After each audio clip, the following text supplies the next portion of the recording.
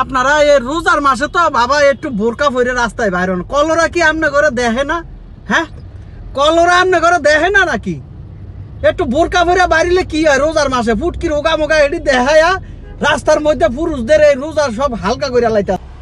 আহারে জিন্দেগি, আহারে খোবান, আহারে সুবহানাল্লাহ, হায় রে জীবন, এই হইল অবস্থা। হায় রে খোদা, কোথায় আসলাম?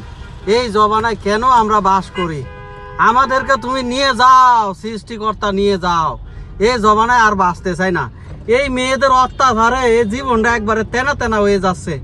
দেখছেন এই হইলো অবস্থা। রাস্তাঘাটে চলা জানা মেয়েদের এই উল্টা ফুলটা পোশাক পইরা এইভাবে চলাফেরা, এগুলা দেখলে ভাইরে মাথাটা একবারে শেষ।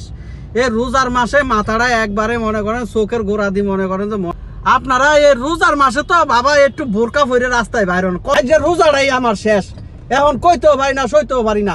এগুলার আল্লাহর গজবে কিল্লাই নেয় না। হ্যাঁ, রোজার মধ্যে মনে করেন যে হুন্ডা দিয়া ওভারে চলাচল করে, পাছা পুচা সাইড মাইট এডি কি আংরা আংরা সব দেখাইতেছে, খুদার কলরা এডি মরতারে না। হ্যাঁ, এখনো পদ্মা বসিদা হইতাছে না দেশের মানুষগুলো। এডি কবে আল্লাহ গজব এডিনে নিব? এটি কবে পদ্মা বসিদা আমাদের এই বাংলাদেশ কবে ইসলামিক নিয়ম কানুন শাসিত হবে, চালু হবে? জামাতে ইসলামকে সবাই ভোট দেন, তাহলে যাই এটি সোজা হবে, নাইলে এটি রে এই দুনিয়ার কেউ সোজা করতে পারতো না এই কলরাডি রে।